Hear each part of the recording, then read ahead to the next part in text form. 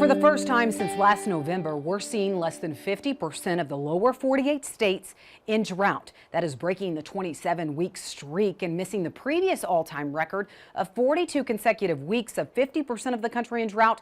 That was set back in 2012 to 2013. But how accurate is the drought monitor? That's customer support this week.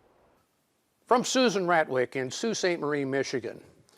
I've been following the drought monitor on U.S. Farm Report this winter, and I am interested in finding out how drought level and soil moisture level are determined. I have noticed that Sault Ste. Marie in Chippewa County, Michigan, at the eastern end of the Upper Peninsula of Michigan, has been consistently indicated as a drought area. But we already have had 130 inches of snow this season, and our average is 120 inches. By the way, this was written some time ago. And we are still getting snow and rain. I appreciate the fact that many people would be happy to have the extra snow this year, but I'm just wondering about the accuracy or precision of the drought monitor. Also, at least this week, our root moisture level was not dry.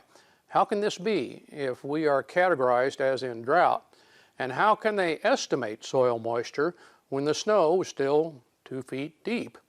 Well, these are tricky questions, and it took a lot of research. Here's what I found out. Degrees of drought are determined in several ways. One is by actual precipitation compared to historic levels over some previous period of time. This is the Standard Precipitation Index, SPI, which looks like this. The familiar drought monitor, shown here, does show the UP as abnormally dry, but that's the lowest drought level possible. Like the SPI, it's a comparison of how much water is available according to hydrologists compared to the same time in previous years. The Palmer Drought Severity Index, the PDSI, is even more complex with extensive soil data. According to PDSI, the UP is in pretty good condition. Now, I could drone on about all the research I did for this answer, but I think that there's one really important point. Snow is a tricky way to offset drought.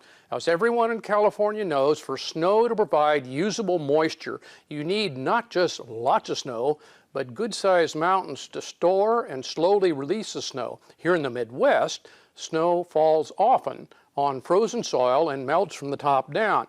In other words, snow for us is mostly frozen runoff waiting for warmer weather.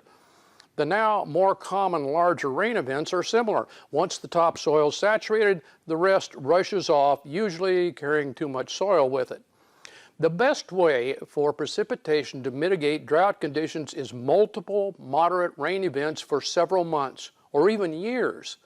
Finally, I suggest many of you would find drought.gov a great place to learn about drought.